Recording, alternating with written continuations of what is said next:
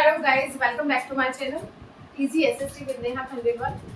क्या आप भी परेशान हैं रियो टू जेनेरियो को देख करके? क्या आपको भी समझ में नहीं आ रहा व्हाट इज अर्थ समिट? क्या आपको भी ये समझ में नहीं आ रहा व्हाट इज एजेंडा 21? क्या इसमें 21 का मतलब 21 कंट्रीज है, फिर 21 पॉइंट्स पर हम बात करने वाले हैं। आखिर ये 21 क्या है? तो आपको यही सब अगर जानना है तो प्लीज आइए मेरे साथ, मैं आपको समझाती हूँ कि ये सब चीजें क्या है। देखिए, मैं आपको एक छोटी सी स्टोरी सुनाती हूँ, आपको स्टोरी से समझ में आ जाएगा। देखिए क्या है कि जो यूएन है, यूनाइटेड नेशन है, इसने क्या करा कि कुछ कंट्रीज को इनवाइट किया रियो डो जेनेरियो में, ब्राजील में 1992 में। तो उसने जून के मंथ में इनवाइट किया और सबको बोला कि सब हेड्स ऑफ जितने भी स्टेट्स होते हैं, जैसे हेड्स ऑफ स्टेट कौन होता है? Heads of state not RCM, it's president. तो जो हमारे प्रेसिडेंट हैं उनको उसने, जितने भी गवर्नमेंट ऑर्गेनाइजेशन है या फिर जितनी भी मल्टीलैटरल हमारी ऑर्गेनाइजेशन है, इन सबको, इनके जितने भी हेड्स हैं उनको इन्वाइट किया। अब इन्वाइट क्यों किया? खाना तो खिलाना नहीं था। इन्वाइट इसलिए किया कि ग्लोबली जितने भी मुद्दे हैं, जो ग्लोबली एजेंडा है, ग्लोबली एजेंडा क्या है? देखो, हमारी कंट्री में क्या हो रहा है, हमारी कंट्री में अगर टेररिज्म है, हमारी कंट्री में अगर लोग कुछ भी कर रहे हैं, हमारे देश में क्या डेवलपमेंट हो रहा है, we are in developing state और डेवलप्ड, ये सब हमारी पर्सनल रिस्पॉन्सिबिलिटीज है। बट हमारी ग्लोबली भी कुछ रिस्पॉन्सिबिलिटी बनती है। यानी कि हमें सबसे पहले हमें एनवायरनमेंट पे बात करनी थी उन लोगों को कि अचानक से जो ये क्लाइमेट चेंज हो रहा था, इट मीन्स कि हम, जैसे आज भी अगर मैं आपसे बात करूँ तो क्लाइमेट अचानक से चेंज हो रहा है कि फैब में बारिश हो रही है, मार्च में एकदम से ठंड हो गई है, अप्रैल में बहुत तेज गर्मी है, जून में जो बारिश हो रही थी वो मई में स्टार्ट होने वाली है। तो ये सब चीजें क्यों हो रही है? हम सब जानते हैं कि इसके पीछे बढ़ता हुआ है पॉल्यूशन।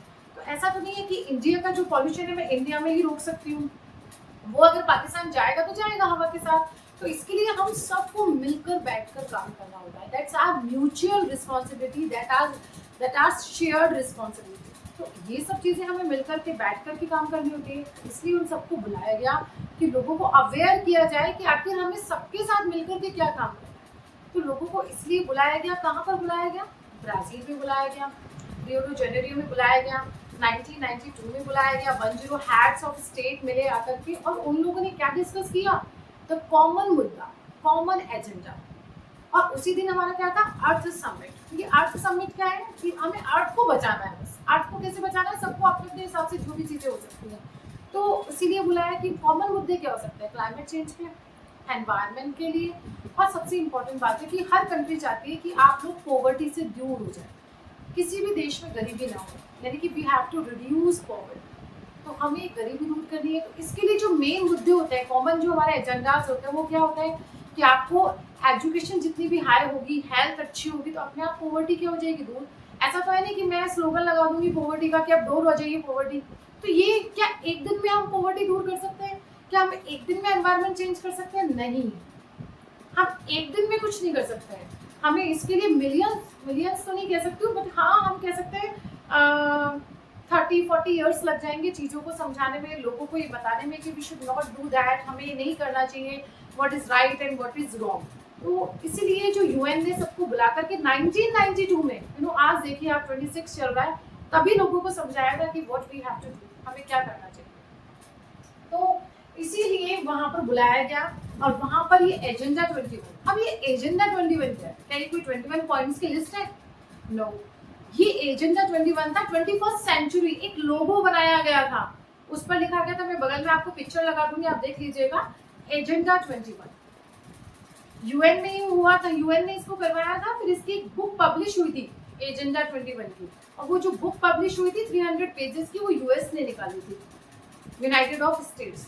तो समझ में आया? एक बार हम देख लेते हैं फटाफट पॉइंट्स के जरिए, आपको शायद स्टोरी समझ में आ गई होगी कि रियो डे जेनेरियो में क्या हुआ था। आइए देखो। अब हाँ, मैं उस मुद्दे पे बात कर रही थी, एक मिनट हम उस पर आ जाता है कि क्या एक दिन में पॉवर्टी दूर हो जाएगी? क्या एक दिन में एनवायरनमेंट बदल जाएगा? नहीं, ये बहुत लगातार एक कंटिन्यूअस डेवलपमेंट है। हमें रोज कुछ ना कुछ मेहनत करनी पड़ेगी। तो जो रोज का डेवलपमेंट होता है ना, इस तरह के डेवलपमेंट को हम कहते हैं बच्चों सस्टेनेबल डेवलपमेंट। ऐसा डेवलपमेंट जो लगातार चलता रहे। हमें रोज, हमें रिवर की सफाई रखनी है तो रखनी है, वो सैनिटरी हमें रखना है कि रखना है, मेंटेन हमें कॉलोनी की सफाई करनी है तो करनी है। रोज बच्चों के हेल्थ और एजुकेशन पे अगर सरकार को ध्यान देना है, तो क्या एक दिन सरकार सिर्फ एक ही दिन हेल्थ पे ध्यान देती है, एक ही दिन पे अगर एजुकेशन पे ध्यान देती है, या फिर पूरे 365 डेज देती है, 24/7 देती है, पूरे 365 डेज देती है? तो ऐसे डेवलपमेंट जो कि लगातार चलते हैं, जिनको पूरे ईयर्स चाहिए, किसी एक बड़े मतलब एक बहुत बड़ा लेजेंड अचीव करने के लिए, इतने ही हमारी कंट्री से पॉवर्टी दूर हो गई है, तो ऐसे डेवलपमेंट्स को कहते हैं सस्टेनेबल डेवलपमेंट। आपसे पूछा जाएगा क्वेश्चन कि रियो डी जेनेरो में कौन से डेवलपमेंट की बात हुई थी, तो this is our first point, sustainable development. ऐसा डेवलपमेंट जो लगातार चलता है, कॉन्टिन्यूअस डेवलपमेंट। ये मैंने आपको क्लियर कर दिया। 10 स्टेट्स मिले थे ब्राजील में। अब किसने बुलाया था, कौन सी ऑर्गेनाइजेशन थी, यूएनसीईजी के तहत। अब यहाँ पर कौन मिले थे, गवर्नमेंट एंड मल्टीपल ऑर्गेनाइजेशंस। अब वहां पर क्या हुआ था, म्यूचुअल इंटरेस्ट की बात हुई थी कि म्यूचुअल का मतलब होता है आपसी, आपसी और सबकी शेयर्ड रिस्पॉन्सिबिलिटी। देखिए जैसे कोई भी ऑर्गेनाइजेशन चलती है, जैसे मान लो I am working in a school, तो स्कूल में भी सब लोगों के मिलकर ही काम चलता है। ऐसा नहीं होता है कि एक सिंगल वन प्रिंसिपल की रिस्पॉन्सिबिलिटी होती है, वो होल स्कूल वहां पर जितने भी काम करने वाले लोग हैं उनकी रिस्पॉन्सिबिलिटी। ऐसे ही अर्थ, ऐसा नहीं है कि अमेरिका की रिस्पॉन्सिबिलिटी है कि यूएन की रिस्पॉन्सिबिलिटी है, नो, अर्थ सबकी रिस्पॉन्सिबिलिटी जो जो इस पर रह रहे हैं। अब वहां पर क्या बात हुई थी एजेंडा 21 में, ग्रीन हाउस इफेक्ट के बारे में, कि कैसे इसको पॉल्यूशन को रोका जाए। क्योंकि जो पॉल्यूशन है आप सब जानते हैं, ओजोन गैस इफेक्ट, बचपन से पढ़ते आ रहे हैं। हमारा जो ये सबसे इंपॉर्टेंट है, इसको आप अच्छे से एक बार नोट डाउन कर लें बच्चों, डेंजरस ह्यूमन इंटरफेरेंस। ह्यूमन क्या कर रहा है, प्रकृति के साथ छेड़छाड़, अर्थ के साथ छेड़छाड़ कर रहा है, डेंजरस ह्यूमन इंटरफेरेंस कर रहा है। तो बस इसीलिए बस उसको रोकना है। तो आपसे पूछा जाएगा कि what is the main agenda of Rio de Janeiro Earth Summit 1992।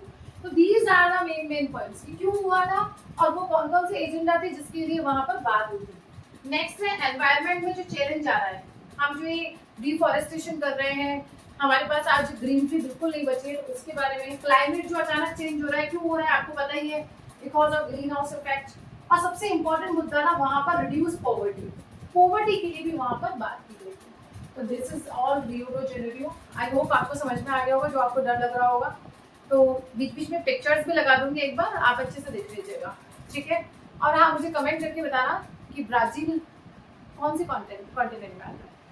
और हाँ, एक और बात बताना मुझे कि 23 अप्रैल 1992 को क्या हुआ था इन तीनों में से।